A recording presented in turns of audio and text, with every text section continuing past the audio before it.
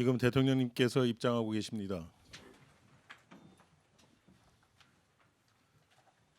먼저 국민의례를 하겠습니다. 모두 국기를 향해 주시기 바랍니다. 국기에 대하여 경례.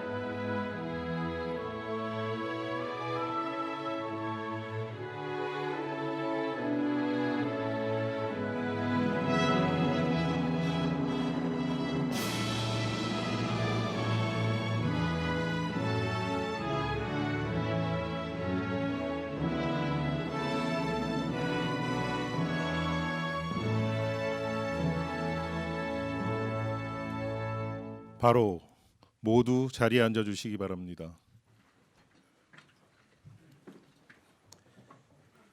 제49회 국무회의입니다. 대통령님께서 개선언과 함께 모두 말씀을 하시겠습니다. 네, 제49회 국무회의를 시작하겠습니다.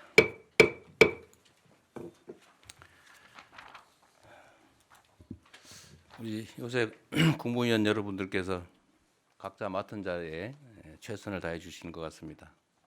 조금씩 성과도 나는 것 같고 또 평가도 많이 개선되고 있어서 감사하다는 말씀 먼저 드립니다.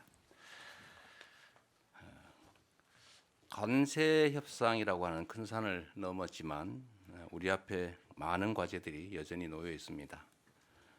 특히 대내외 파고에 맞서서 경제의 기초 체력을 보다 강화하고 국민 경제의 지속적 발전을 위한 토대를 더 튼튼하게 구축해야 되겠습니다.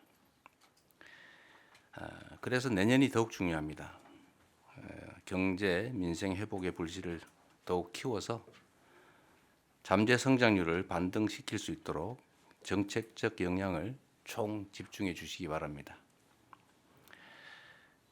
적극적인 내수 회복, 그리고 국익 중심의 통상 강화, 초혁신 기술 투자 확대, 그리고 과감한 균형 성장 전략의 수립, 그리고 추진에 만전을 기해 주시길 부탁드립니다. 서민의 삶이 가장 중요합니다. 물가 안정에 각별한 노력이 필요한 이유입니다. 김장철을 앞두고 배추, 무 같은 채소류 가격은 안정됐는데 그 밖의 상품들은 오름세를 보이고 있다고 합니다.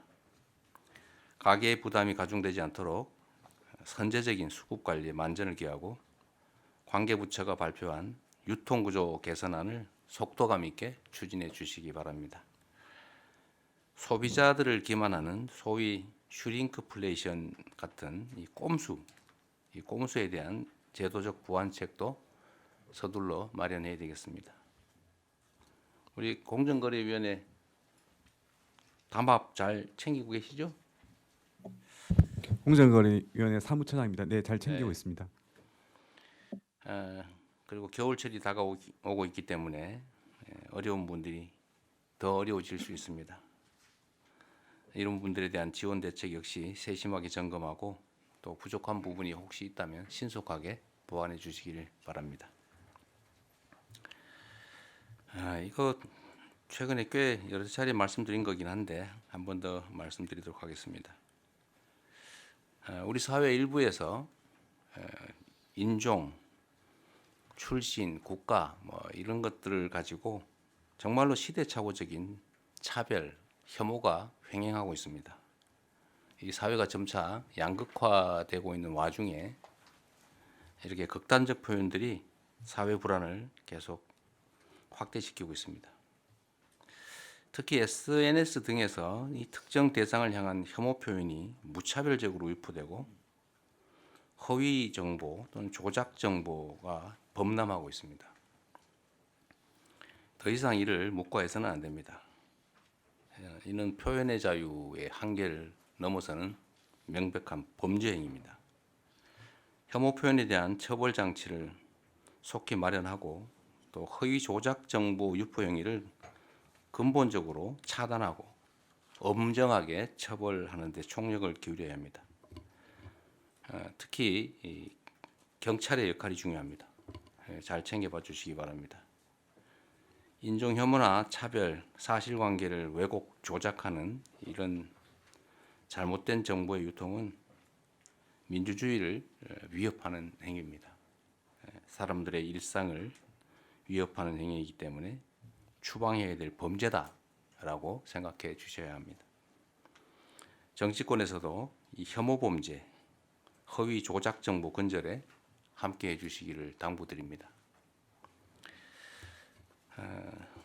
NDC 관련해서 요즘 논란이 좀 있습니다. 그런데 탄소 중립 사회로 전환은 일부 고통이 따르더라도 지속 가능한 성장 또 글로벌 경제 강국 도약을 위해서는 반드시 가야 될 정말로 피할 수 없는 길입니다. 피할 수 없으면 즐겨라라는 얘기도 있지만 이런 반드시 해야 될 일들을 회피하면 더 큰 위기를 맞게 됩니다. 우리의 현실적 여건 또 국민의 부담을 종합 감안해서 목표와 수단 사이에서 균형점을 찾는 실용적인 지혜가 반드시 필요하겠습니다. 정부는 재생에너지 전환, 온실가스 감축 과정에서 나타날 수 있는 국민과 기업의 어려움을 다방면에서 살펴주시기 바랍니다. 이상입니다. 이후 회의는 국무총리께서 진행해 주시겠습니다. 잠깐 이 회의 자료가 어디 갔지?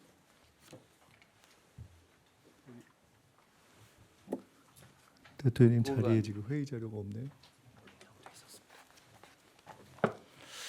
네, 오늘 회의 자료를 좀 보니까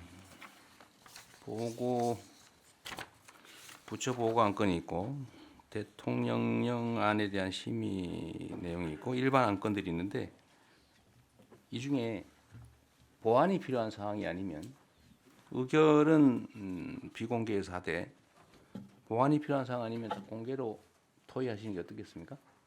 네, 두 건을 지금 부처 보고 중에서는 두 건을 하기로 되어 있고 그다음엔 비공개로 되어 있는데 그 뒷부분 뭐 굳이 그럴 필요 있나요?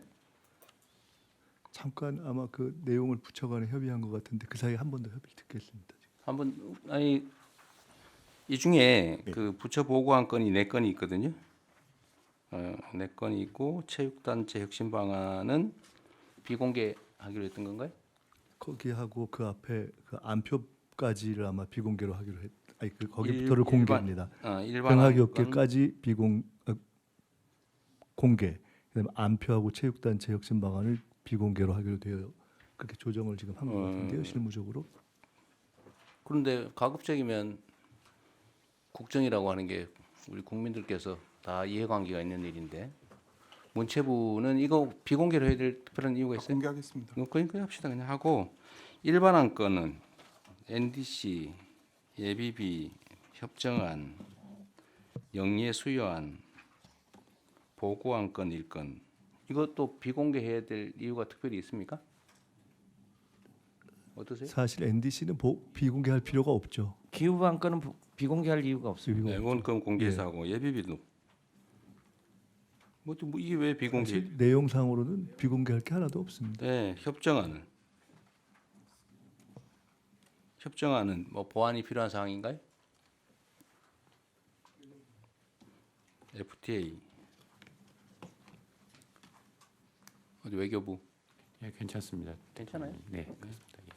그거 가능하면 공개로 얘기해요. 그다음에 영예 수여안 이건 뭐 비공개해야 될 이유가 없는 것 같은데? 네, 그렇습니다. 기록물 평가 결과 보고 이거는요 행안부. 그래요? 그러면은 대통령령 안건 논의만 비공개라고 나머지는 그냥 다 공개 논의하시죠. 먼저 하고. 네, 그렇게 하겠습니다. 예, 그러면 제가 진행을 하겠습니다. 현안 토의와 보고가 있는데요. 제가 현안 토의하기 전에 한 가지만 좀 대통령 제안을 좀 먼저 드리고 시작을 해야 될 것 같습니다. 국무회의에서 지금 우리 정부의 최우선 과제 중에 하나가 아시다시피 국민 주권과 민주주의의 확립 정부입니다. 그런데 현재 내란 재판과 수사가 장기화되면서 내란 극복이 지지부진한 그러한 상황인 것이 현실입니다. 가령 경찰의 국회 출입 통제, 개헌 정당성 옹호 전문 발송 뭐 이런 것들이 정부 내부에서 내란에 동조한 행태들인데 이에 대해서 그간 국회 국정감사, 언론 등을 통해서 문제 제기가 계속돼 왔습니다. 내란에 가담한 사람이 승진 명부에 이름을 올리게 되는 등의 문제도 제기되고 결국은 이것이 공직 내부에서 헌법 가치를 훼손하는 것이 아니냐 하는 지적이 있고 이것이 결과적으로는 공직사회 내부에서도 반목을 일으키고 궁극적으로 국정 추진 동력을 저하시킨다는 목소리가 많습니다. 그래서 종합적으로 좀 판단을 한 끝에 헌법 존중 정부 혁신 TF를 정부 내에 구성했으면 좋겠다 하는 제안을 드립니다.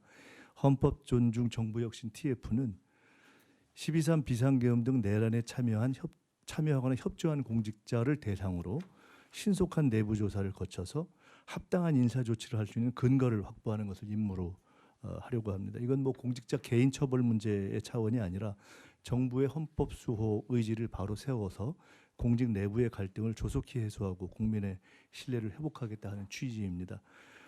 구체적으로는 정부의 각 부처와 기관별로 공정한 TF를 구성해서 내년 1월 정도까지 신속하고 질서 있게 조사를 마치고 설 전에 후속 조치까지 마련해서 민생에 집중하고 공직사회의 동요를 최소화할 수 있는 방법을 찾고자 합니다. 대통령님과 국무위원들께서 동의를 해주시면 총리 책임하에 총리실에서 보다 상세한 추진 지침을 만들어서 배포드리고 추진해 나갈까 하는데 어떠시겠습니까? 그 당연히 해야 될 일 같아요. 예. 어쨌든 이게 내란에 관한 문제는 이제 특검에서 수사를 통해 형사처벌을 하고 있는 건데 내란에 관한 책임은 이제 관여 정도에 따라서 이제 형사처벌을 할 사안도 있겠고 또는 행정 책임을 물을 사안도 있고 또는 인사상 문책이나 또는 뭐 인사 조치를 할 정도의 낮은 수준도 있기 때문에 꼭 필요할 것 같습니다. 네, 예. 특검에 의존할 게 아니고 독자적으로 해야 될 일 같아요. 네, 그 장관님들 다시 한 말씀은 따로 드리겠습니다. 네.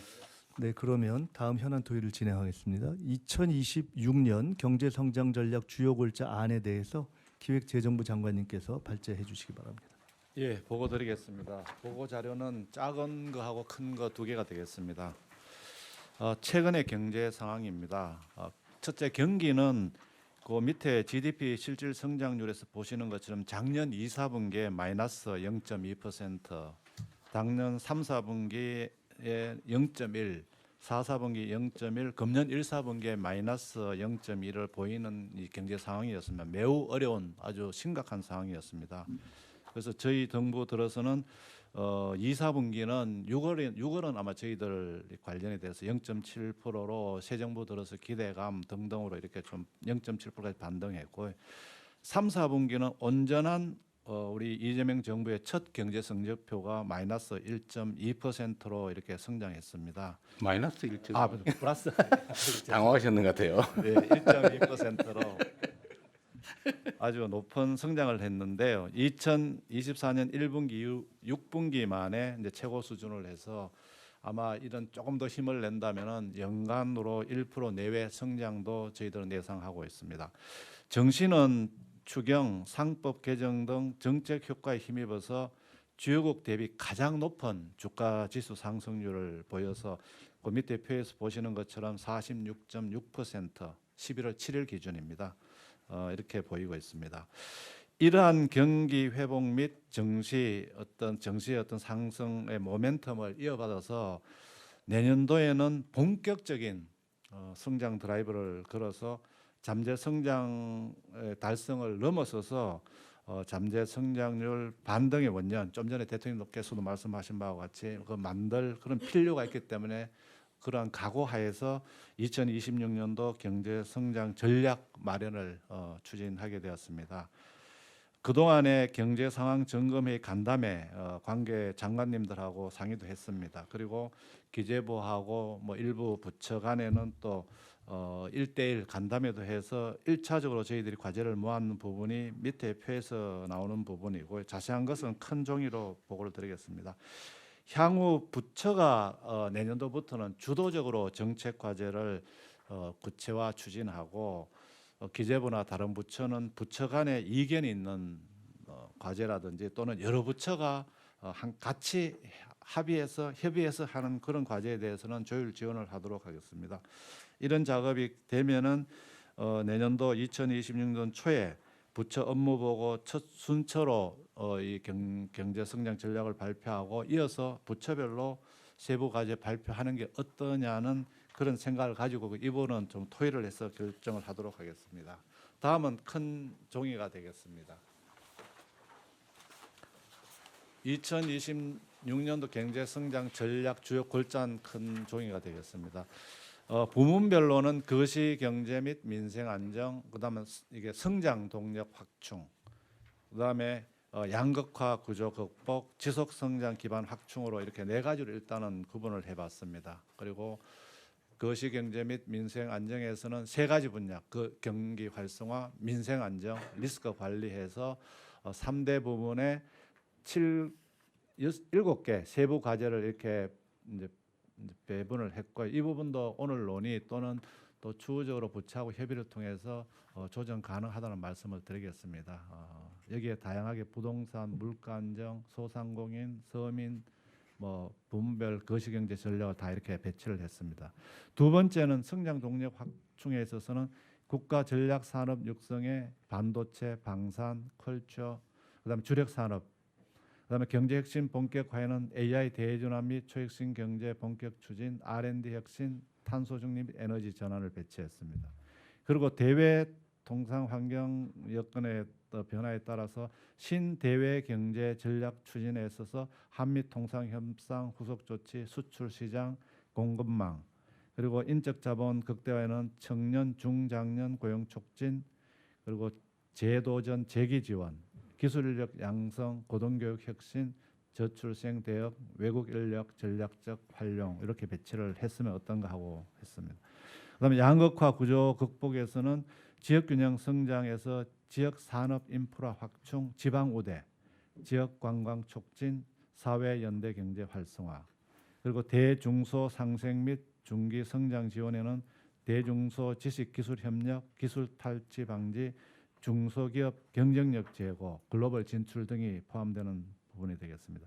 산업안전 투자 확대에는 안전투자 금융 지원, 인센티브 확대, 건설공사 안전관리 강화 등 해서 여기는 더 보완이 필요하다고 생각합니다.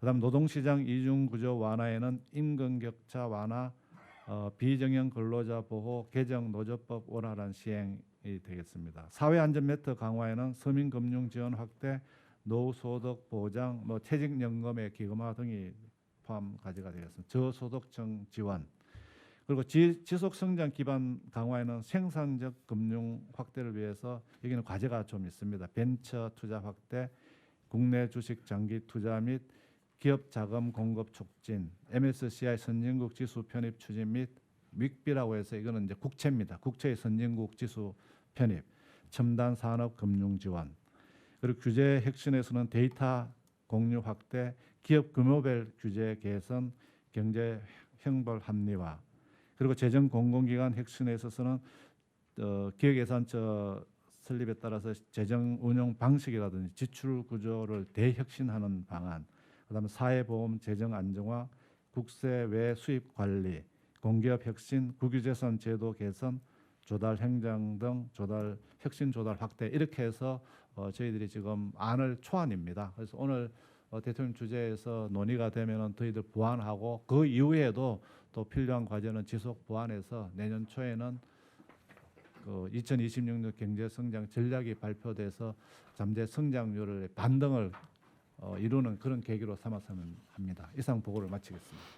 근데 이거 내용 정리를 아주 잘하신 것 같은데요. 근데 여기 왜 자료에는 안 띄우셨어요? 이게 너무 커가지고. 네. 그래서 어쨌든 중요한 부분이 다 들어가 있긴 한데 그래도 강조하고 싶은 거 몇 가지만 제가 말씀드릴게요. 어차피 다 하던 거긴 한데 한번 강조해서 한번 말씀드리는 겁니다. 어쨌든 국정에서 제일 중요한 거는 안전이나 또 안보 이런 것들 당연히 중요하고 그건 기본이니까. 근데 그 외에 정말로 중요한 거는 결국은 민생이죠. 국민들의 삶을 더 개선하는 거고 그 민생의 핵심은 역시 먹고 사는 문제, 경제라고 생각이 됩니다. 어쨌든 경제 회복에 어쨌든 총력을 다해야 되는데 그런데 우리가 조금씩 세부적인 데서 혹시 놓칠 수 있는 게 있는데 하여튼 서민 물가 안정 그 중에 특히 전에도 한번 강조했던 식품 관련된 물가 안정이 정말로 중요한 것 같아요. 그리고 이게 정부가 정책적으로 기업 활동 지원, 경제 활성화 조치를 취하면 이제 대기업들의 활동이 중요하죠. 영향이 가장 크고 기여도도 크고 칭찬할 바가 많긴 합니다만 그 중에 가끔씩 보면 이런 독점적, 과점적 지위를 악용해가지고 부당한 이익을 취하려고 하는 경우가 가끔씩 있어요. 근데 이거는 쌀 속에 뉘 같은 거라서 반드시 골라내야 됩니다. 그래서 아까 제가 공정거래 말씀도 한번 드렸고요. 그래서 유통구조 개선 문제도 그렇고 어쨌든 부당하게 물가, 독점적, 과점적 지위를 이용해서 물가 올리고 서민 부담으로 가중시키는 이거는 철저하게 어쨌든 가진 권한을 최대한 발휘해서 잘 관리 통제해야 될 것 같습니다. K컬처가 중요하다는 거는 뭐 또 말할 필요도 없고 그래서 문체부 역할이 정말로 중요한데요. 하여튼 제가 최근에 여러 군데서 얘기를 들어보면 외국 정상들하고 통화를 하거나 만나서 얘기를 해보면 우리가 조금만 외교적 노력 이거 조금만 더 하면 정말로 시장이 많이 열리겠다 생각이 들었어요. 그중에 특히 문화 분야 문화가 이게 기업 진출의 천병 역할을 하잖아요. 대한민국 코리아에 대한 이미지 인상을 개선하면 상품에 대한 수요가 늘어나는 그 원리가 있는 것 같아요.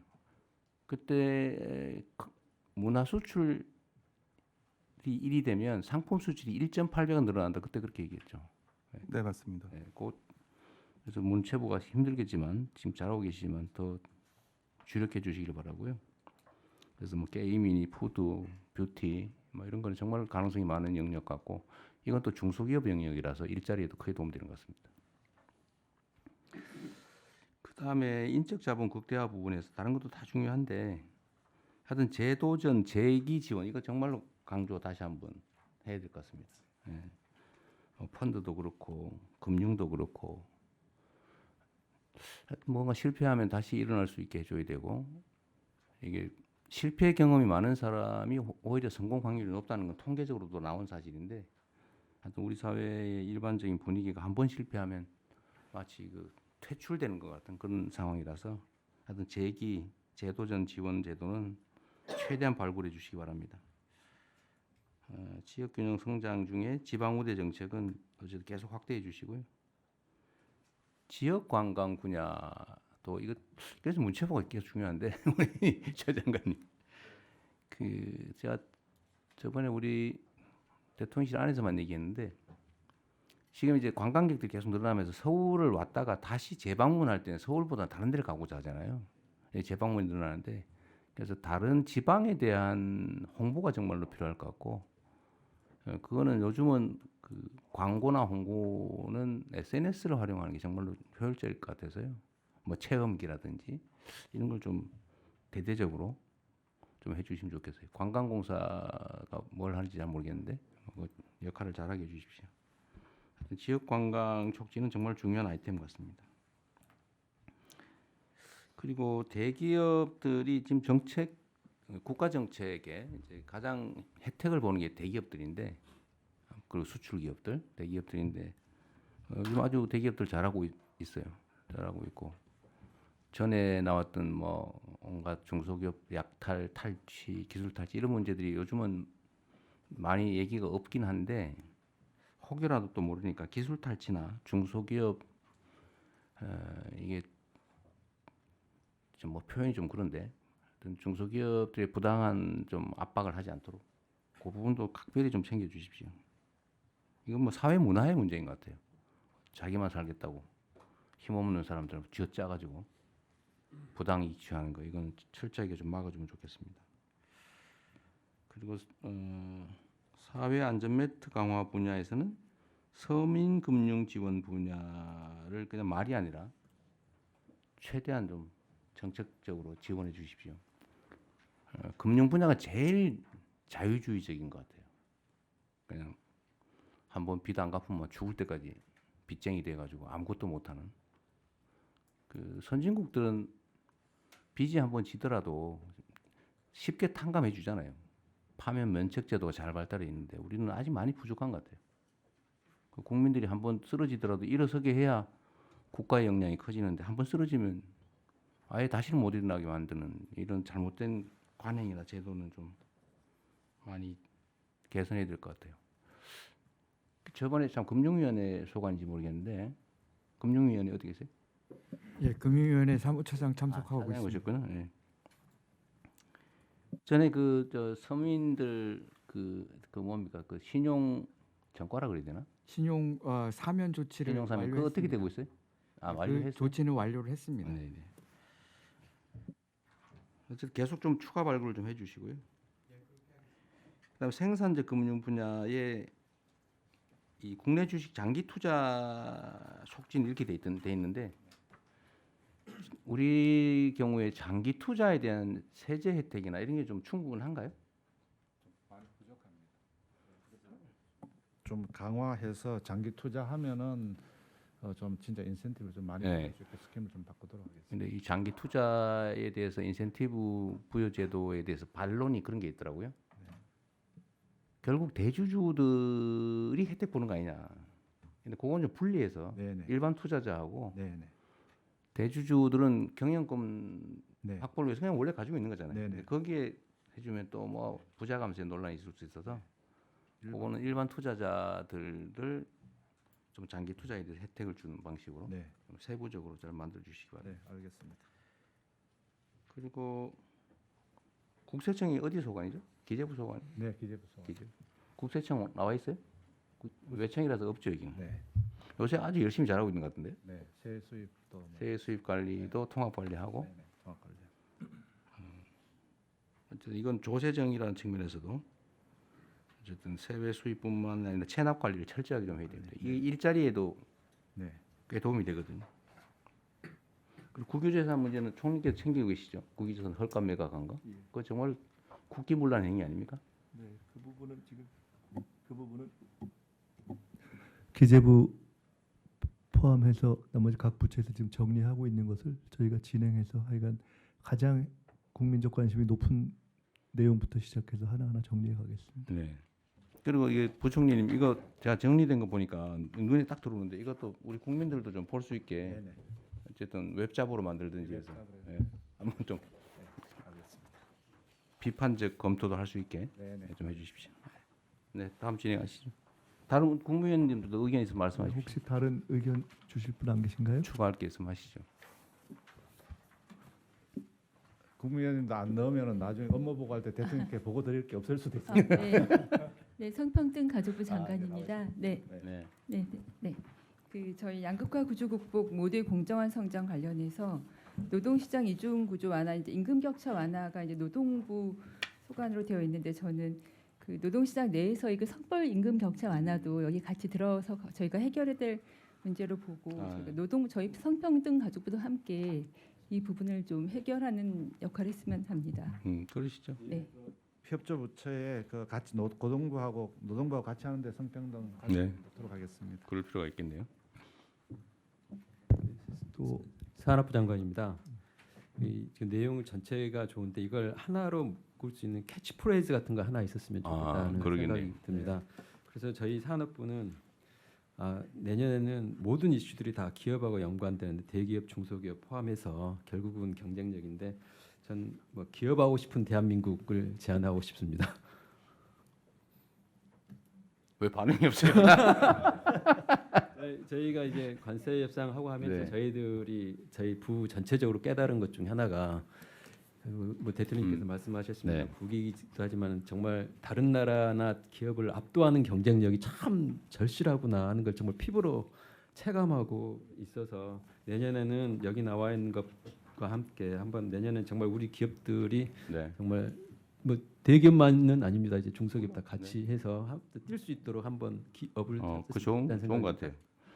기업하기 좋은 대한민국 원래 많이 쓰던 거긴 한데 네. 괜찮은 것 같아요. 예, 그런 내용 해야 부문별 네. 캐치프레이즈 만들도록 하겠습니다. 원래 이 기업이라고 하는 게 우리는 상법상의 기업들을 주로 생각하지만 성경에서 쓴 기업은 다른 의미잖아요, 그죠?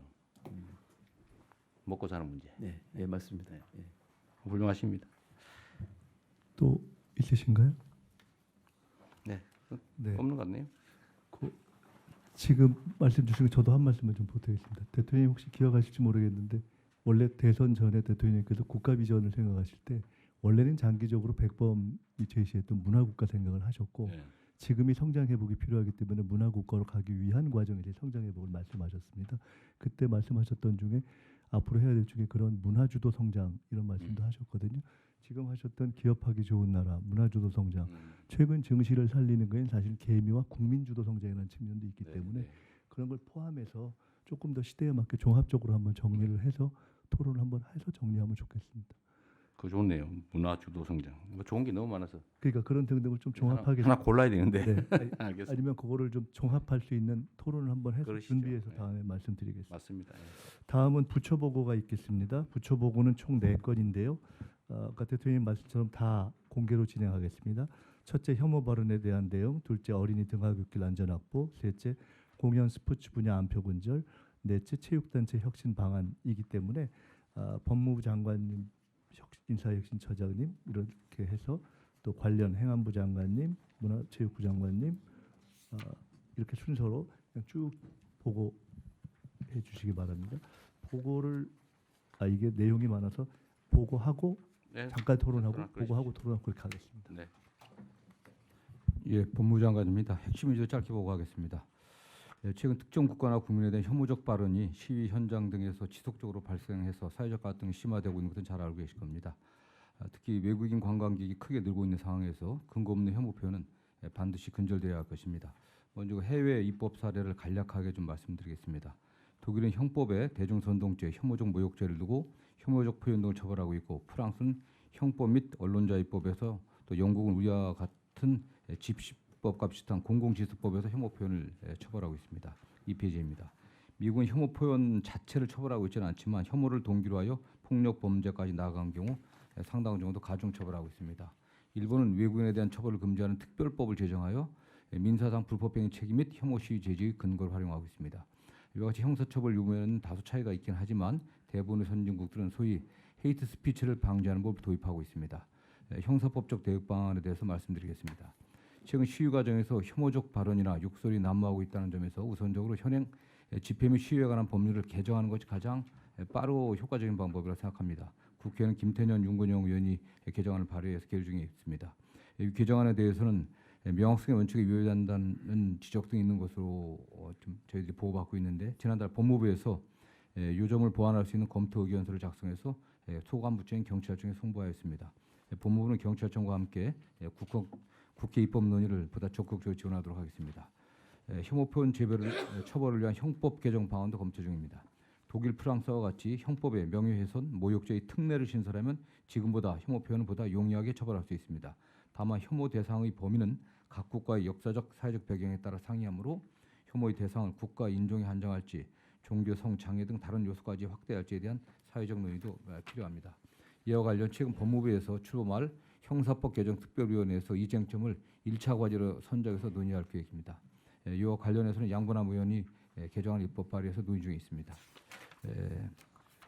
네 번째로 입국 규제 방안 강화입니다. 혐오 조장 관련법인 형법이나 집시법 등으로 형사 처벌된 외국인에 대하여 강제 퇴거 및 입국 규제를 할 수 있도록 출입국 사범 처리 기준을 좀 강화하도록 하겠습니다. 더불어 국외에서 대한민국 혐오하는 표현을 하는 외국인에 대해서도 입국 규제 조치를 선제적으로 하는 방안도 검토하겠습니다.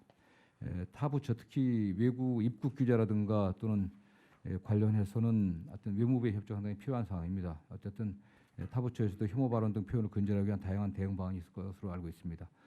인터넷상이나 또 SNS상에서는 정보통신망법 등 그런 개정들이 별도로 좀 논의돼야 될 것으로 보고 있고요. 어쨌든 타 부처에서도 적극 협조해 주면 저희들이 입법적 방안을 만드는 데 협조하도록 하겠습니다. 이상 보고를 마치도록 하겠습니다. 네, 의견들 있으면 말씀하십시오. 잠깐 이 부분은 인사혁신처장님까지 같이 하고 보고를 해야 되나요? 요 인사 여기에는 잠깐. 인사는 좀 더 하시죠. 네. 요거는 공무원에 대한 제한된 거니까 네. 일단 법무부 발표에 대해서 의견들 있으면 말씀 먼저 들어보시겠습니다. 그냥 제가 먼저 말씀드릴까요? 네. 지금 네 번째 입국 규제 강화 문제는 현행 법률 하에서 할 수 있는 일 같아요. 쉽지 않습니다. 선생님. 왜요? 일단 지금 관련 기준이 지금 없습니다. 이거에 관련해서는. 기준 만들면 되잖아요. 예, 예. 그래서 지금 그걸 저희들이 입법 없이도 할 수 있는 일 예, 같은데. 출입국 사본 처리 기준을 지금 예. 개정하려고 좀 하고. 필요한 뭐그 기준을 만드시고 만약에 이제 시행령 수준 대통령령이나 아니면 뭐 규칙이 필요하면 그걸 제정을 하시죠. 네네. 그 법률 범위 내에서 그래서 그렇게 시행하면 될 것 같고요. 혐오 표현 처벌을 위한 형법 개정을 해야 될 필요가 있어 보이는데 만약에 하게 되면 그 사실적시 명예훼손 제도 이번 기회에 동시에 폐지하시는 걸 검토하십시오. 예, 예, 알겠습니다. 그건 국회하고 좀 논의를 하시던 데서요. 네네. 있는 사실을 얘기한 걸 가지고 뭐 명예훼손이라고. 그건 민사로 해결해야 될 것 같아요. 형사처벌할 일은 아니고. 집시법 개정, 형법 개정 문제는 좀 신속하게 하면 될 것 같고 독일이나 해외 입법례를 참고해서 네네. 시간 걸리지 말고 빨리 하면 좋겠습니다. 네, 신속히 하도록 하겠습니다.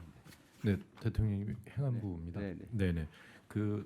지난 에이펙을 계기로 해서 국가경찰위원회 의결을 통해서 혐오 집회 시위에 대한 대책을 마련했고요. 그 시행 중에 있습니다. 그런데 이제 그 외에 혐오 현수막이 또 최근에 맞아. 그 얘기. 예, 문제가 심각해져가고 있습니다. 특히 정당 현수막이 5개 광고물법뿐만 아니라 정당법에 의해서 허용이 되어 있기 때문에 이 부분에 대한 그 법률 개정도 네. 필요하다는 말씀입니다.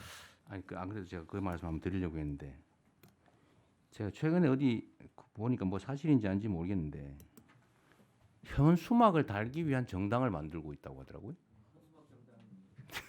그냥 길바닥에 막 걸려 있는 이거 정말 저질스럽고 수치스러운 그 내용의 그런 현수막이 당에서 그런 거라고 철거를 못 한다 그래요. 그 사실 최초의 이 입법 취지에서 완전히 벗어난 악용 사례잖아요. 그리고 저도 지방자치단체장을 해봤는데 그 현수막이 정말로 동네 지저분하게 만들거든요. 그 지정게시대에 닮으면 모르겠는데 아무데나 그냥. 근데 정당이라고 이런 현수막을 아무데나 막 달게 하는 게 그게 맞는 건지 모르겠어요. 법률로 지금 허용돼 있는데. 예, 그 금지되는 현수막에 대한 법적 근거가 있습니다. 예를 들면 인종차별적 또는 성차별적 내용의 인권 침해 우려가 있는 경우에 그 게시된 현수막을 철거할 수도 있는데요. 그래서 이걸 근거로 해서 금지 광고물 적용 가이드라인을 지방 정부에 전부 보낼 예정입니다. 그러니까 그건 현행법 안에서 하는 건데 그 정당이라고 현수막을 거의 무제한으로 막 걸 수 있다. 그러니까 현수막 걸기 위한 정당을 만들어 가지고 지금 하고 그 또 일부 얘기에 의하면 그게 무슨 종교단체하고 관계 있다는 설도 있고. 근데 이게 정말 문제 같아요. 현행 규정상 지금 동당 2장씩을 달 수 있게 해놨는데요. 여러 정당이 달다 보니까 경쟁적으로 달아서요. 도시 미관도 굉장히 좋지 않습니다. 그래서 전체적으로 총량도 좀 규제를 할 필요가 있고요. 실제로 현수막 정당은 못 달게 하는 게 맞는 것 같습니다. 근데 법률상으로 넌 현수막 정당이니까 달지 마라. 저기 원내 정당이고 뭐 국회의원 많으니까 달겠다. 그거 말이 안 되잖아요. 저는 물론 이게 제가 당 대표 있을 때 만든 법 같기는 한데 이렇게 악용이 심하게 되면 그 개정하든지 없애야 되는 거 아닌가요? 저한테 지금 자치단체장들이 그런 민원도 많거든요. 그 법률로 그걸 허용을 해놔가지고. 제가 구청장을 할 때 그래서 소위 공공게시대를 역사 주변에 만들어서요. 그 역사 주변에 공공게시대에 달 수 있도록 해줬습니다. 근데 지금은 그냥 아무데나 막 아무데나 막 달고 달고 있어서요. 지금 도로가 뭐 이런 육교 이런 데 마구 달아나가지고 사실은 교통사고 위험도 크고 그리고 보기에 너무 안 좋아요. 그래서 마이크 켜고 말씀하십시오. 이 정당 현수막이 너무 그 혐오를 유발하고 또 학생들의 교육적인 역효과도 있을 뿐만 아니라 정당에 대한 혐오증이 유발해서 굉장히 심대합니다. 반드시 법을 개정해서 원내 정당이 됐든 어떻든 간에 차별성을 두고 책임 있는 정당으로서 모습을 보여줘야 된다고 생각하기 때문에 반드시 이 부분은 개정을 해야 될 사항입니다. 그 당 쪽하고 협의를 좀 해가지고 뭐 어디서 해야 될지 모르겠는데 당 쪽하고 협의를 좀 해서 이건 개정을 해서 현수막 달기 그 정당이라고 현수막 마구 달 수 있게 하는 게 말이 되나 이게 너무 행안위 소속 정당법도 행안부 소관 법률입니다. 네. 그거를 저는 이거를 허용한 거를 이제는 좀 못 안 하는 걸로 바꿔야 될 것 같아요. 그 정당이 국가 보조금 받아가면서 온갖 수단이 다 있는데 그걸 현수막까지 막 동네에 그 너저분하게 막 걸 수 있게 허용하는 게 말이 되는지 잘 모르겠어요.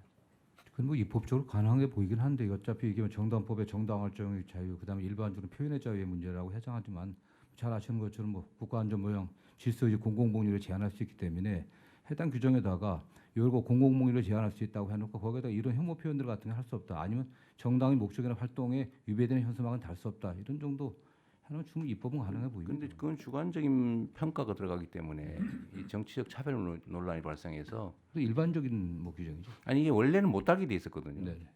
원래는 이 지정 현수막에만 달 수 있게 돼 있었고 정당이라고 아무 때나 막 달 수 있게 하는 거 그 법으로 만든 거 아니에요. 근데 그 법을 없애야 돼요. 그 일종의 특례법을 만든 거 아닙니까? 예, 그걸 그 5개 관공물법과 정당법을 모두 개정해서 원래대로 네네. 옛날 원래대로 돌아가야 돼요. 네. 원래 허용이 안 돼 있었어요. 지정 게시대 외에는 게시할 수 없게 되어 있습니다. 그건 협의를 좀 해보시죠. 네. 너무 보기 안 좋습니다. 다른 의견들 마저 예, 듣고. 대통령 정철시장입니다. 네, 네. 네, 혐오 증오가 이제 실제 지금 디지털 시대에는 온라인상에서 제일 많이 네. 이루어집니다. 그래서 형법 조치와 더불어서 정보통신망법 같은데 EU 같은 경우에는 디지털 서비스법에 보면 플랫폼 사업자가 이 증오나 혐오 이런 표현들은 삭제 의무가 부과돼 있습니다. 그리고 삭제를 안 하면 굉장히 높은 매출 대비 이렇게 벌칙이 부과돼 있거든요. 그래서 우리나라는 지금 방심이 규정 정도밖에 없거든요. 그래서 네. 법적 처벌 조항이 없습니다. 그래서 그 온라인의 그 플랫폼 사업자에 대한 삭제 의무 조항도 같이 병행 입법이 돼야 될 것 같습니다. 좋은 생각이신 것 같네요. 그게 원래 이런 혐오 아니면 뭐 누군가의 명예훼손, 모욕 이런 거를 쓰는 건 당연히 배상 사유고 처벌 사유인데 이거를 포털이나 이런 데서 방치를 하면 그 방치한 포털도 배상 책임을 진다는 판례가 있어요. 내가 아주 오래전에 있던 판례인데 근데 지금 거의 막 방치하고 있죠. 그래서 그건 삭제 의무 조항이 과징금 조항을 만들 필요가 있겠는데 그건 너무 심하죠. 특히 뭐 유튜브 이런 데 보면 정말 눈 뜨고 못 볼 돈 벌겠다고 그런 짓들을 하는데 하여튼 그것도 같이 검토를 한번 하시죠. 예, 법제처장입니다. 네. 예, 그 법무부 보고 내용 중에서 그 혐오 대상을 출신 국가나 인종의 한정 1차적으로 얘기를 했고 이제 종교성 장애의 경우에는 사회적 논의가 필요하다고 그랬는데 종교의 경우에는 이미 특정 지역에서 이슬람 사원 앞에서 혐오 시위를 한 적이 있고 명백히 들어가야 됩니다. 모든 국가들이 이거 다 집어넣고 있고 그러니까 성차별이나 성적 지향, 성별 이 부분도 지금 5개 광고물 관리에서 그 금지되는 내용 광고물의 내용으로서 성차별적 내용이 이미 들어가 있습니다. 이 부분도 네. 유럽 모든 국가들이 다 집어넣고 있습니다. 네, 국제 표준에 맞춰서 개정을 하시죠. 네, 성평등 가족부 장관입니다. 이 혐오 표현 처벌을 위한 형법 개정안이 이 성평등 사회 실현하는 데 굉장히 큰 도움이 될 것 같습니다. 특히 이제 디지털 온라인에서의 어떤 차별 발언이 남녀 간의 더 그 갈등을 좀 부추기는 요소들도 많고 해서 법무부에서 진행하시는 형사법 개정 특별위원회에 좀 관련 부처도 함께 논의에 좀 참여하면 좋을 것 같습니다. 자정하는 뭘 하자 말을 해놓고 세워라 내워라 하거나 아니면 논쟁을 이유로 너무 시간이 지연되면 안 하는 것과 같기 때문에 뭐든지 결정이 되면 신속하게 진행하도록 좀 해주십시오. 네, 예, 인사처 발표하시죠. 네, 인사처 발표드리겠습니다. 혐오 발언에 대한 대응 방안과 관련해서 인종, 민족, 국가, 지역 등에 대한 차별과 혐오는 공직자에게도 더욱 용납되기 어려운 행위입니다. 우리 사회의 혐오와 차별을 근절하는 데 있어서 공직 사회가 적극적으로 참여할 필요가 있다고 생각됩니다. 이와 관련하여 공직자의 임용 제한과 징계 측면에서 혐오 발언자에 대한 제재 방안을 말씀드리겠습니다. 첫째, 법무부 등 관계 부처에서 그 혐오 발언 처벌 규정을 마련하면 이를 위반한 자에 대해서는 엄격히 공직 임용을 제한할 수 있도록 일반 범죄보다도 강화된 별도의 결격 사유를 넣어서 마련하려고 합니다. 무한제 제한이신 거네요. 네네. 공무원이 재직 중에 혐오 발언을 하는 경우 처벌 규정을 두어서 임용 결격 사유에 해당하는 경우에는 당연 퇴직될 수 있도록 할 예정입니다. 또한 형사 처벌 여부와 관계없이 혐오 발언을 한 공무원에 대해서는 그 경중을 따져서 징계를 통하여 엄중히 책임을 묻도록 하겠습니다. 이를 통해 공직 사회의 혐오 발언에 대한 불관용의 원칙을 명확히 하도록 할 예정입니다. 이상입니다. 네, 이건 꼭 필요할 것 같습니다. 얼마 전에 무슨 어떤 기관장이 하얀 얼굴, 까만 얼굴 이런 소리 해가지고 이게 어쨌든 참 있을 수 없는 일을 하고도 멀쩡하게 살아있더라고요. 이건 뭐 특별히 더 논의가 필요하지 않을 것 같네요. 이것도 신속하게 추진하도록 하시죠. 네, 대통령님, 저 네. 이 건 관련해서 네. 짧게 말씀드리면 이 인사혁신처에서 이 제재 강화 이 방안 이 대상에 국가인권위원회 위원장이나 위원들도 포함이 되는지 좀 확인 부탁드립니다. 그 당연히 네, 들어가죠. 네, 네, 감사합니다. 네, 일반 공무원들은 국가 공무원은 직업 공무원이기 때문에 당연히 해당됩니다. 그거 해당되고 산하 공공기관 뭐 저기 이런 데도 다 적용되죠. 네, 공공기관은 대부분 국가공무원법을 준용하고 있기 때문에 아까 지금 말씀하신 대로 예를 들면 국가인권위 뭐 예를 들면 적십자회 뭐 이런 데는 어떻게 됩니까? 그거는 이제 당연히 같이 적용되게 해놔야죠. 네네. 그런데 정무직의 경우에는 국가공무원법 적용이 되지 않기 때문에 그거는 별도로 정무직. 네, 대통령 임용권에 해당되는 정무직들은 그냥 이게 혐오 발언을 했다는 사실만으로도 당연 퇴직이 되도록 그렇게 됩니다. 앞뒤가 안 맞는. 다 된다고 안 된다고? 된다고요. 혐오 발언을 했을 경우에 정무직의 경우 그 인사권자에 의해서 처리하면 되는 겁니다. 아니 그건 인사권의 문제고. 네. 그 자동으로 자격이 있냐 없냐. 그거는 경중에 따라서 판단하게 돼 있습니다. 그러니까 자동으로 되는 건 아니라는 얘기죠. 네네 그렇습니다. 네, 법제처장입니다.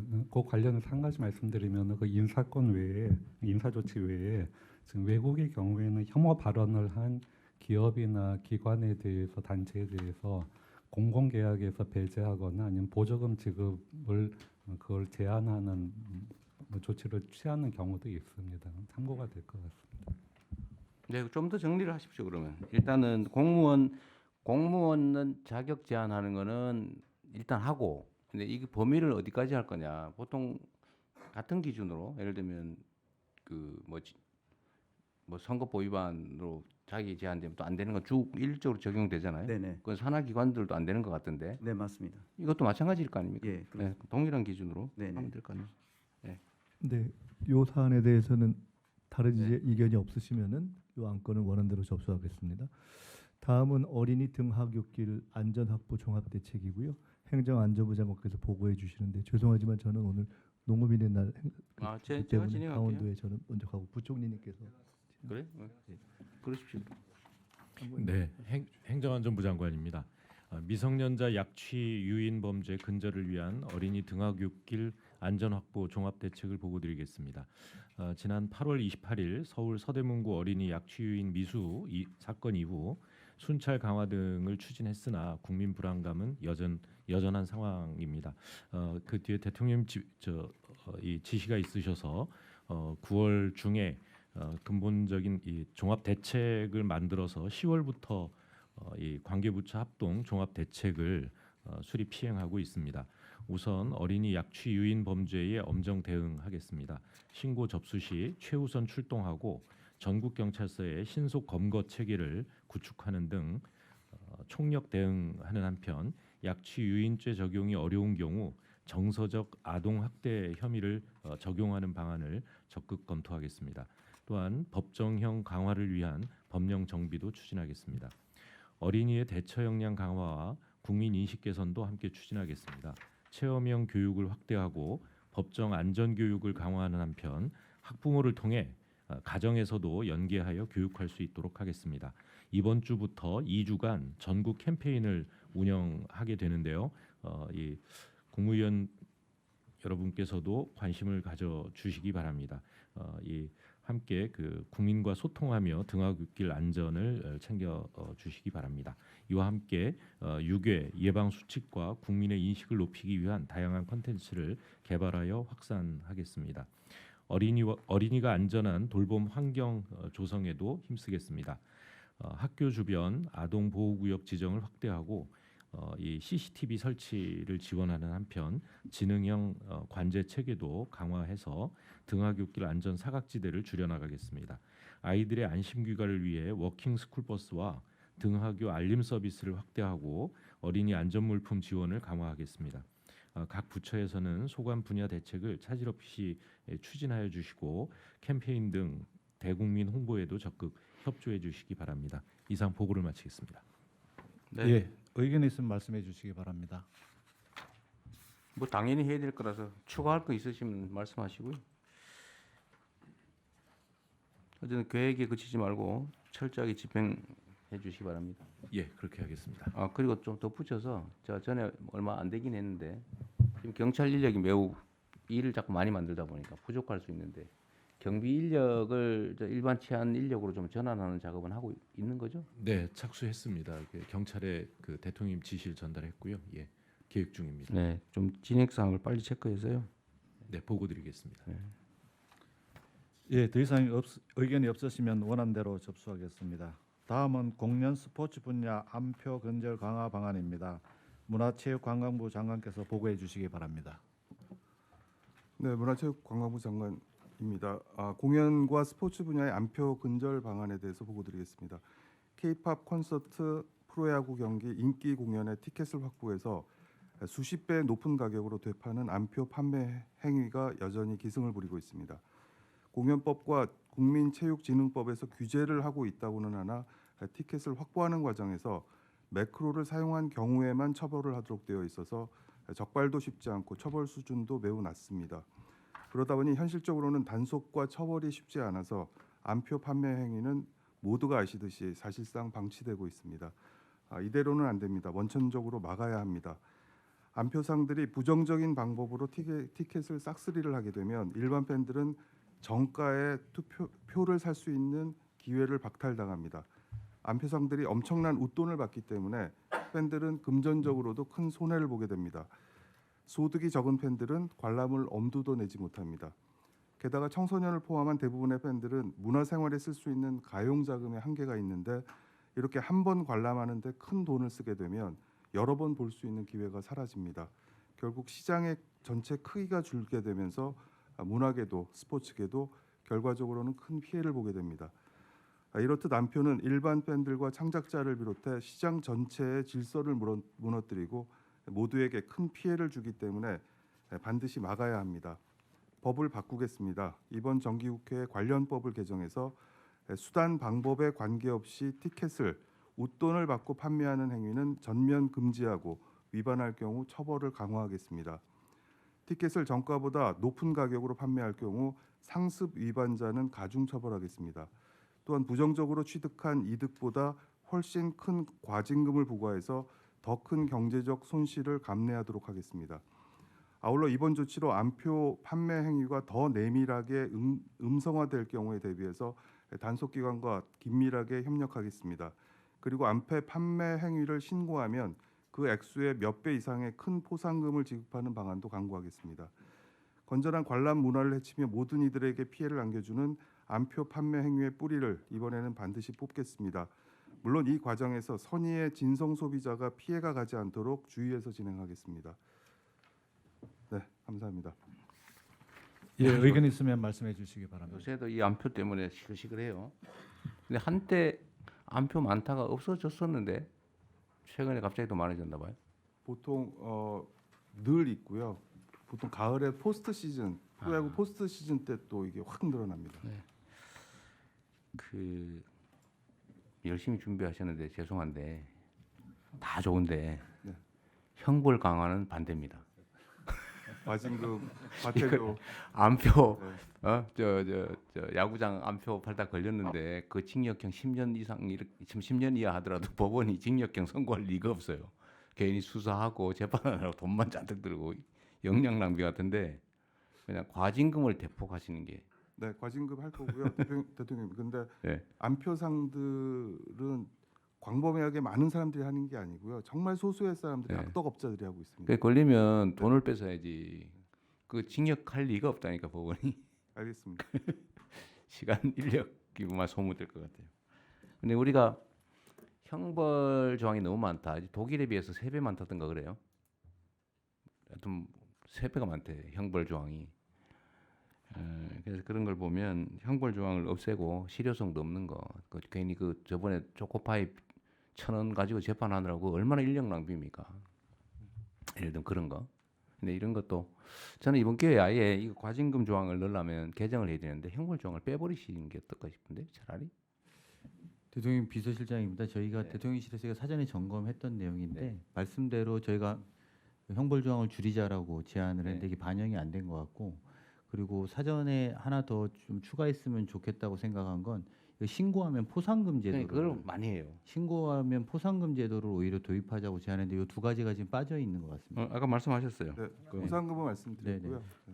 네. 저도 그 얘기 하려고 했는데 하여튼 과징금을 때리면 정부 수입이 되잖아요. 그걸 정부가 다 가질 이유는 없는 거고 신고한 경우는 과징금 부과액의 뭐 한 10% 지급한다든지 이렇게 하고 과징금을 예를 들면 판매 총액의 한 10배 아니면 10배에서 뭐 30배 뭐 최상한을 얼마로 정하든지 하여튼 그렇게 좀 개정을 하시고 이번 기회에 요거는 그 조항에 넣어야 되니까 네. 우리 기본 방침에 따라서 이거 처벌 조항을 만드는 건 예, 강화는 안 되고 예. 아예 빼버리시는 게 어떨까요? 암표화 팔았다고 형사처벌하는 게 이게 참고로 말씀드리면 지금 경범죄 처벌법에서 암표 판매행위에 대해서 처벌 규정을 두고 있습니다. 그래서 20만 원 이하 벌금, 구류 또는 과료 있습니다. 이 부분도 같이 그러면은 어쨌든 이건 일종의 특별법이니까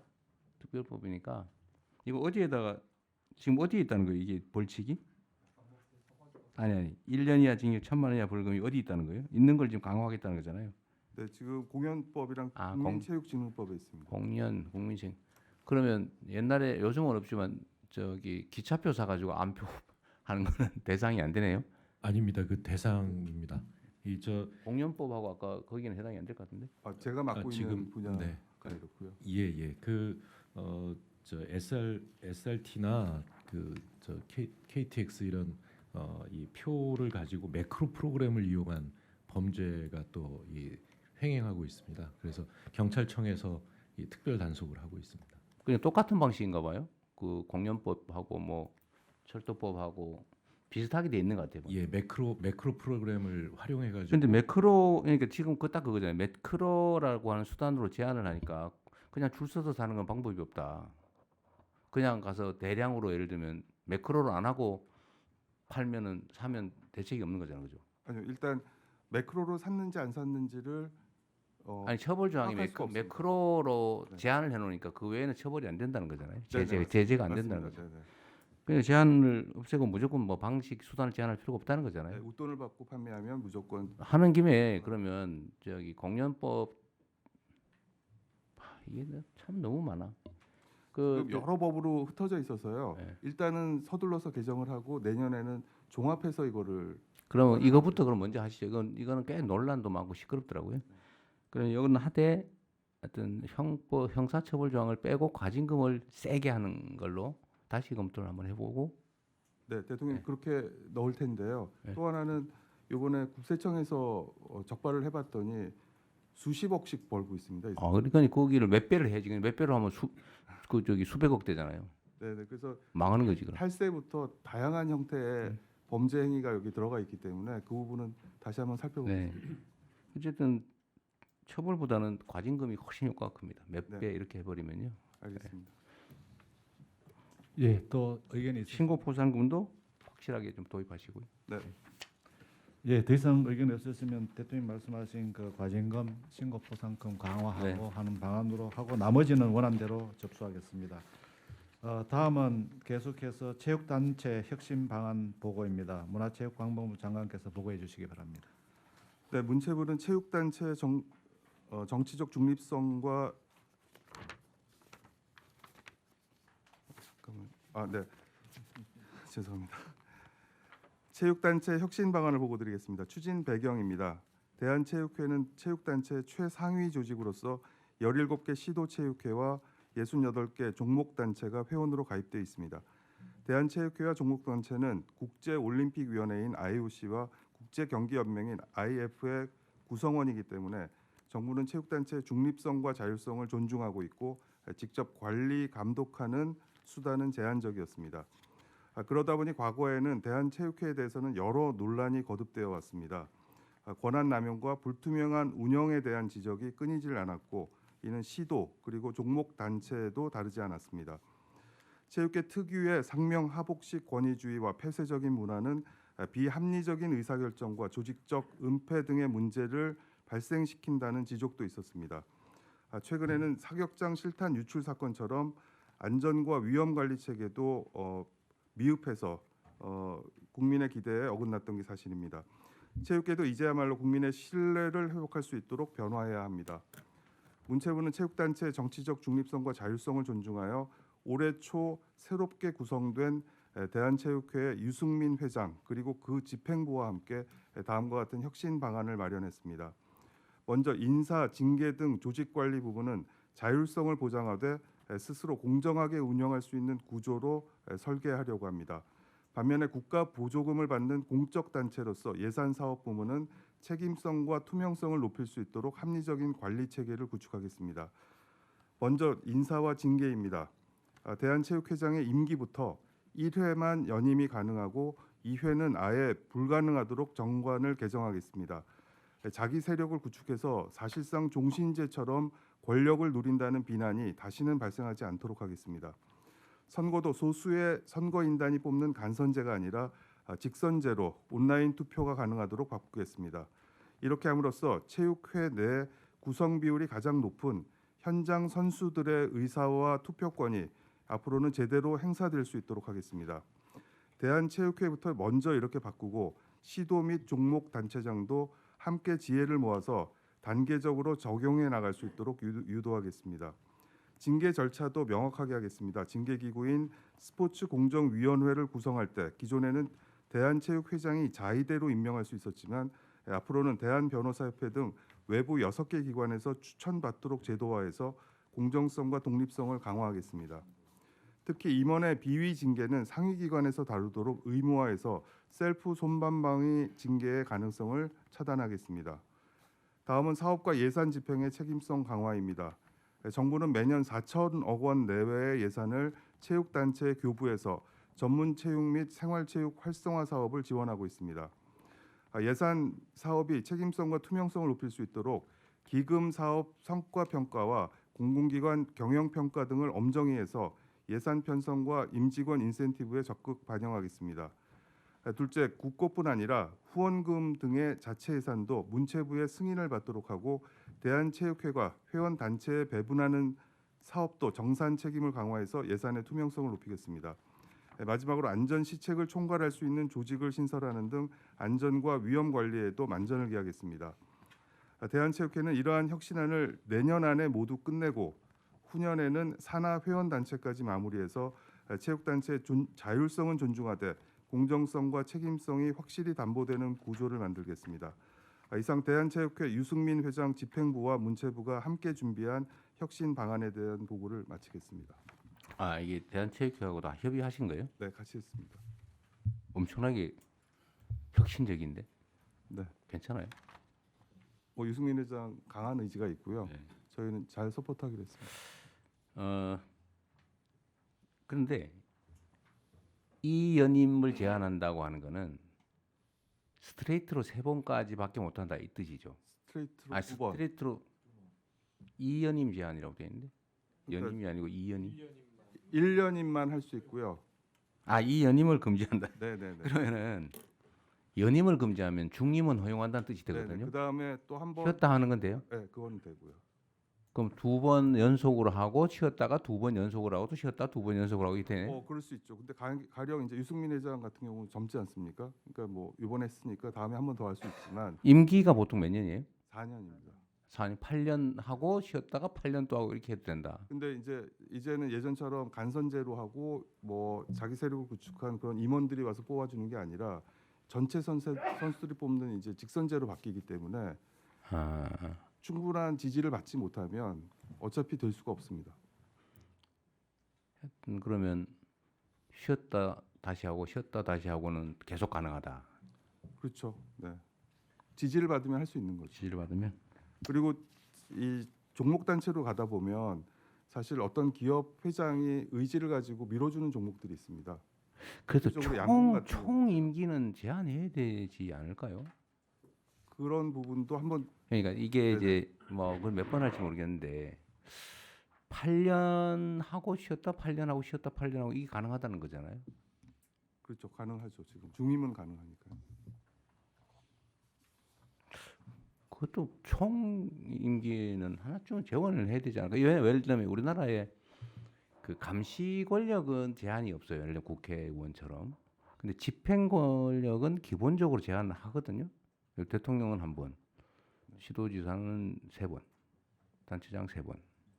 근데 그게 국민적인 공감대가 있다고요. 근데 여기는 8년씩 한 번 쉬다가 8년 또 쉬었다 8년이 가능하다 이론적으로. 약간 그거 한 번 더 추가 제한을 하면 어떨까 하는 생각이 일단 들고요.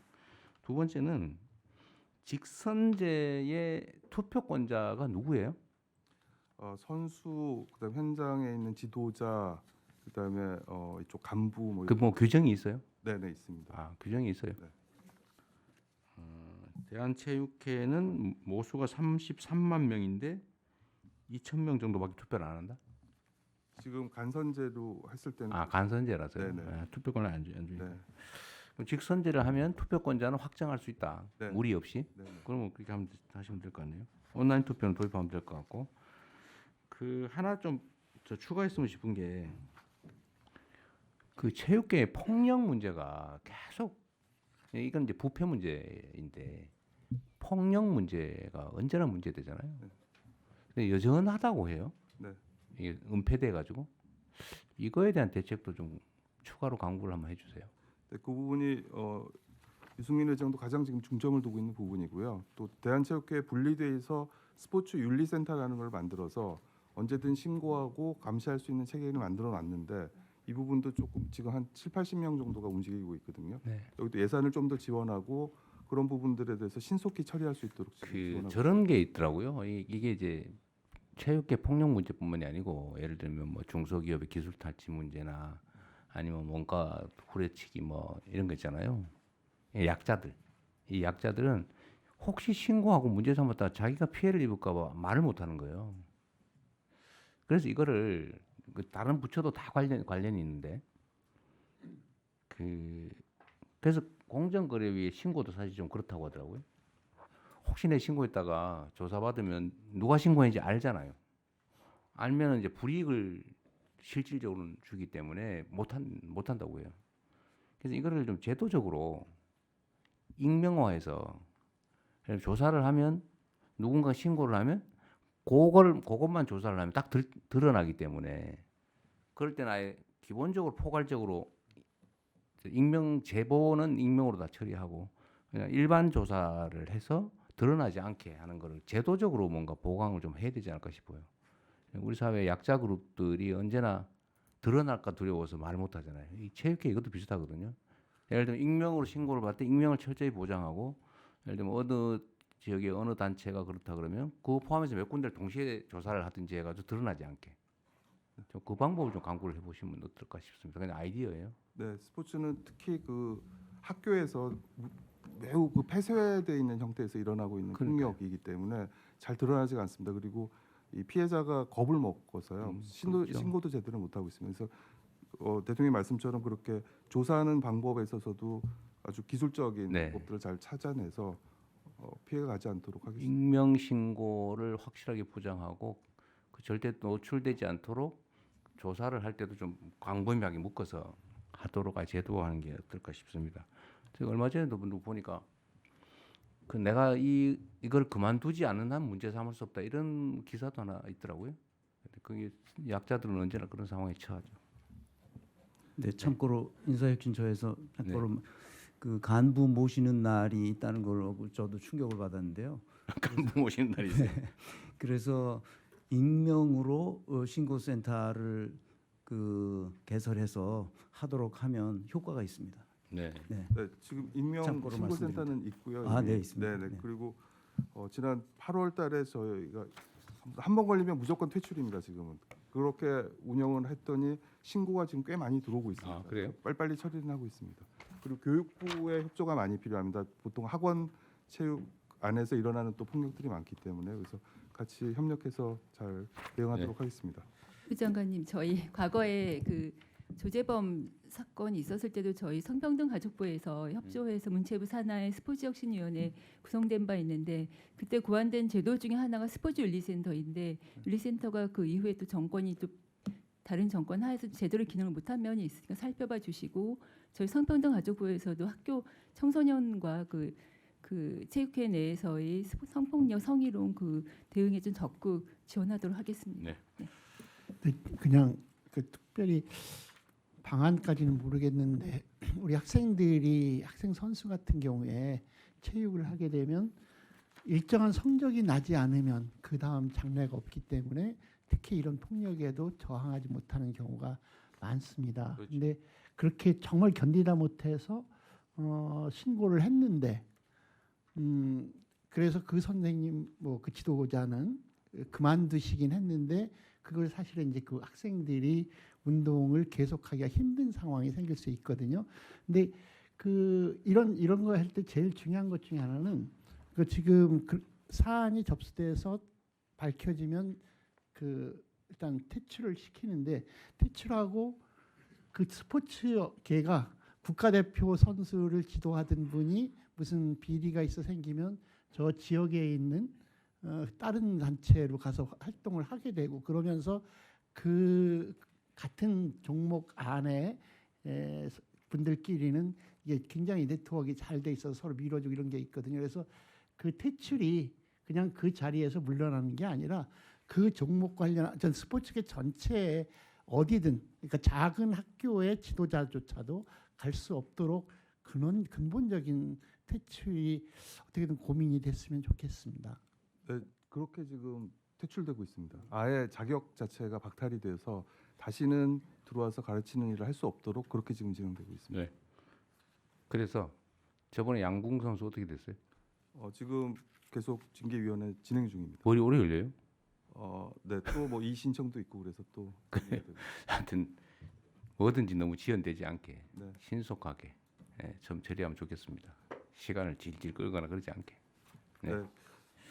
예, 더 이상 의견이 없으시면 오늘 논의된 결과는 보완하는 것으로 하고 나머지 부분은 원안대로 접수하겠습니다. 이상으로 부처 보고를 마치겠습니다. 그래서 오늘 또 공개해야 되기 때문에 일반 안건을 먼저 심의하도록 하겠습니다. 제 1496호부터 1498호까지 세 건의 안건을 일괄하여 상정하겠습니다. 기후에너지환경부 장관께서 제안 설명해 주시기 바랍니다. 네, 설명드리겠습니다. 2035년 국가 온실가스 감축 목표안은 파리 협정에 따라 모든 당사국들이 5년마다 유엔에 제출하는 것으로 올해 우리나라의 감축 목표안을 제출할 필요가 있습니다. 이번 2035년 NDC는 IPCC 권고, 헌재 결정, 미래 세대의 부담 완화, 지구적 책임, 산업계의 부담 등을 종합적으로 고려해서 2018년 배출량 대비 53%에서 61%를 감축하는 것을 목표로 설정했습니다.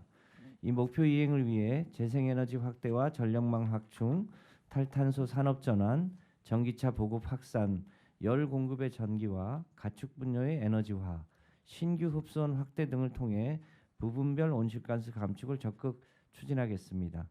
또한 KGX 추진 전략을 함께 마련하여 전력, 산업, 수속, 건물 등 분야별 핵심 과제를 선별하고 재정, 금융, 세제, 제도 등의 측면의 통합 지원을 통해 탈탄소 전환과 녹색 산업 육성을 이뤄내도록 하겠습니다. 여기 회의 자료 좀 누구 챙겨주세요. 회의 자료가 있는 거죠? 이거 회의 자료가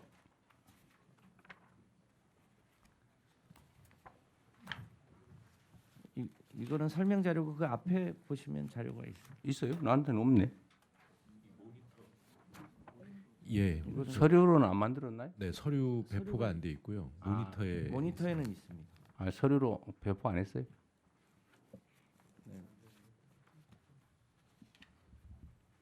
다른 위원님들은 안 받으셨어요?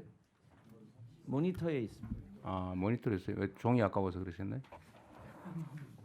그건 저희 소관이 아니어서. 심의 자료는 그 컴퓨터로 이렇게 배포되고 종이로는 배포 안 하고 있습니다. 아, 원래 그랬어요? 예. 저는 이거 보면서 앞뒤로 막 봐야 되기 때문에 앞으로는 출력해 주세요. 예, 출력해서 배포. 뭐 아무 차이도 없어가지고. 네, 알았습니다. 네, 말씀 마저 하십시오. 네, 마저 보고 드리겠습니다. 두 번째 건입니다. 제3차 계획기간 국가 배출권 할당 계획 변경안은 온실가스 배출권의 할당 및 거래에 관한 법률 제5조 3항에 따라 2020년 수립한 제3차 계획기간 전환 부분 배출 허용 총량을 조정하는 내용입니다. 작년 말에 국가 온실가스 배출량 통계가 변경됨에 따라 3차 계획기간 배출권 거래제 전환 부분 배출 허용 총량을 조정하여 과잉 할당을 교정할 수 있도록 3기 할당 계획을 변경하고자 합니다. 다음은 제4차 계획기간 중에 국가 배출권 할당 계획안입니다. 이 안은 온실가스 배출권의 할당 및 거래에 관한 법률 제5조에 따라 제4차 계획기간의 온실가스 배출권 할당 등에 대한 구체적인 기준을 제시하는 계획입니다. 4차 계획기간에는 온실가스 감축을 유인할 수 있도록 배출권 거래제를 정상화하여 2030 NDC 및 2050 탄소 중립 달성에 기여하고 기업의 온실가스 감축이 탄소 경쟁력 제고로 이어지도록 제도를 개편하고자 합니다. 4기 할당 계획은 온실가스 감축 기능을 강화하되 경기 변동에 따라 배출권을 유연하게 공급하며 제도를 단계적으로 강화하고 산업계의 업종별 특성을 반영하여 기업의 제도 이행력을 제고하는 내용을 담고 있습니다. 이상 세 건의 의안을 심의 의결하여 주시기 바랍니다. 예, 의견을 말씀해 주시기 바랍니다. 너무 복잡한 의제라서 의견들이 없나 본데요. 이게 사실 논란이 상당히 많은 거죠. 그렇습니다. 그 처음에 국민 공청회 시작할 때는 감축안이 48%안, 53%안, 61%안, 65%안 네 가지를 가지고 검토를 했는데요. 그 중간에 헌재의 위헌 판결, 헌법 불합치 판결이 있었는데 그 헌재의 내용을 쭉 함의해 본 바 최소한 미래 세대 부담을 줄이려면 최소한 53%는 넘겨야 할 것 같고요. IPCC가 중간에 61%, 그러니까 2019년 대비 60%를 줄이라고 하는 권고가 있었고요. 워낙 빨리 지구가 더워지고 있어서 과학자들은 65% 안도 권고를 했는데 48% 안은 아무래도 위헌성이 있어서 산업계 쪽은 그 안을 선호하긴 했습니다만 네. 위헌성이 있어서 제외했고요. 65%는 우리가 아무리 해도 좀 무리가 따라서 선형으로 직선으로 그어서 달성할 수 있는 53%와 61% 사이를 범위 형태로 네. 결정하게 됐습니다. 이게 어쨌든 뭐 얘기로는 2018년에 배출한 탄소 총량 네. 기준으로 53%를 줄일 것이냐 아니면 61%까지 줄일 것이냐 그 논란이 있는 건데 어쨌든 우리는 목표로는 최저 53% 최대 61%까지 줄이겠다는 목표를 수립한다 그 말이죠. 그렇습니다. 예. 어쨌든 뭐 다 많은 논의를 해서 한 거라서 네, 그냥 더 얘기해도 예, 여러 번 그 관계부처 협의를 네. 하고 논의를 많이 장차 세부 계획안들을 세워야 하고 특히 전력 분야는 12차 정기본도 세워야 하고요.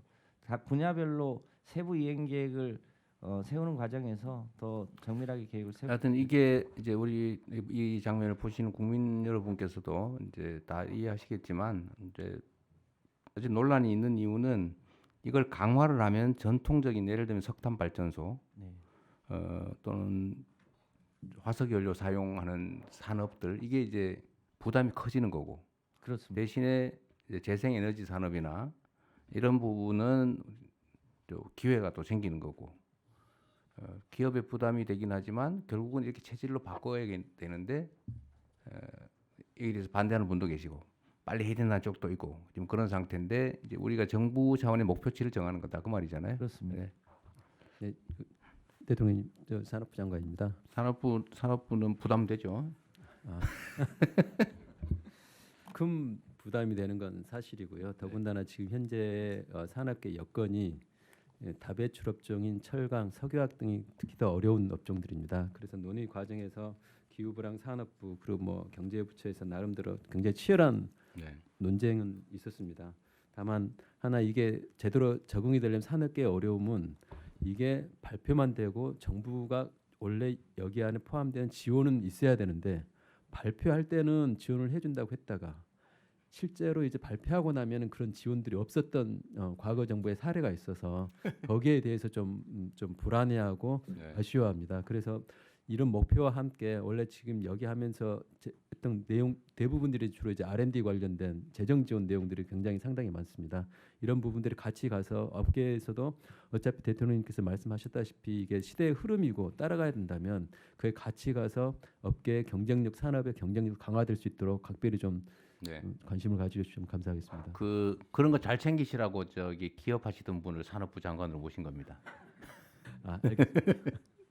네, 잘 챙기세요. 네. 예, 의견 또 있으십니까? 예, 더 이상 의견이 없으시면 세 건의 안건은 각각 원안대로 의결하겠습니다. 다음은 제 1491호 안건을 상정하겠습니다. 이번 안건은 제가 제안 설명드리겠습니다. 2025년도 일반 회계 목적 예비비 지출안은 국가정보자원관리원 화재로 중단된 정보 시스템의 대구 센터 이전 등 복구 비용을 지원하기 위한 행정안전부 소관 예산 201억 6,800만 원, 과학기술정보통신부 소관 예산 41억 7,700만 원 등 총 260억 6,800만 원과 10월 30일 중앙재난안전대책본부에서 확정한 9월 호우피해 복구 계획 이행 지원을 위한 행정안전부 소관 예산 83억 원을 2025년도 목적 예비비로 지출하려는 것입니다. 심의 의결하여 주시기 바랍니다. 네, 이거 뭐 별도의 특별한 의견이 필요한 게 아닌 것 같은데요. 예, 다른 의견이 없으시면 원안대로 의결하겠습니다. 다음은 제 1492호, 1493호 두 건의 안건을 일괄하여 상정하겠습니다. 외교부 차관께서 제안 설명해 주시기 바랍니다. 네, 제안 설명드리겠습니다. 대한민국 정부와 베트남 사회주의 공화국 정부 간의 자유무역협정 부속서 3가에 제시된 품목별 원산지 규정을 개정하는 교환각서안과 대한민국과 동남아 국가연합 회원국 정부 간의 포괄적 경제협력에 관한 기본협정 하에 상품무역에 관한 협정 부속서 3 원산지 규정의 부록 2에 품목별 원산지 기준 개정안은 기존 자유무역협정상 품목별 원산지 기준을 세계관세기구의 2022년 통일상품명 및 보호체계에 맞추어 개정함으로써 당사국 수출입업자들이 해당 협정의 혜택을 더욱 편리하게 누리도록 하려는 것입니다. 상기 2건은 국회 비준 동의를 필요로 하지 않습니다. 이상 2건의 의안을 심의 의결하여 주시기 바랍니다. 의견이 있으시면 말씀해 주시기 바랍니다. 없습니다. 예, 의견이 없으시면 두 건의 안건은 각각 원안대로 의결하겠습니다. 다음은 제 1494호 안건을 상정하겠습니다. 행정안전부 장관께서 제안 설명해 주시기 바랍니다. 네, 영예 수여안은 순국선열의 날 등 기념 유공자를 비롯하여 새마을 운동을 통해 지역사회 발전에 기여한 유공자 등 총 15개 부문 205명에게 훈 포장을 수여하려는 내용입니다. 심의 의결하여 주시기 바랍니다. 의견을 말씀해 주시기 바랍니다. 뭐 잘 선정하셨겠죠? 네. 예, 다른 의견이 없으시면 원안대로 의결하겠습니다. 다음은 보고 안건을 심의하겠습니다. 제 1495호 안건을 상정하겠습니다. 행정안전부 장관께서 제안 설명해 주시기 바랍니다. 제안 설명드리겠습니다.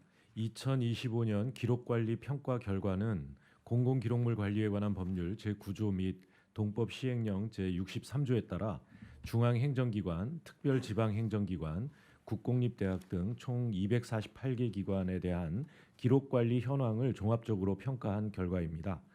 평가 결과 전체 평균은 76.9점으로 이전 그러니까 23년도를 대상으로 한 평가 대비 0.6점 하락하였으나 기관 유형별로 평가 초기 그러니까 14년에서 16년에 대비하면 평균 점수가 대폭 상향돼서 전체 공공기관의 기록관리 업무가 체계적으로 정착되고 있습니다. 여전히 미흡한 기관이 약 23% 정도 되지만 이전 평가 대비 약 4% 정도 감소하는 등 점차 줄어들고 있습니다. 평가 결과 우수 기관은 유공 포상 등 인센티브를 부여하고 미흡 기관에 대해서는 상위 부처와 함께 현장 지도, 컨설팅 등 다양한 방법으로 기록 관리 체계가 실질적으로 개선될 수 있도록 지원해 나가겠습니다. 심의 접수하여 주시기 바랍니다. 의견을 말씀해 주시기 바랍니다. 없습니다. 네, 다른 의견이 없으시면 원안대로 접수하겠습니다.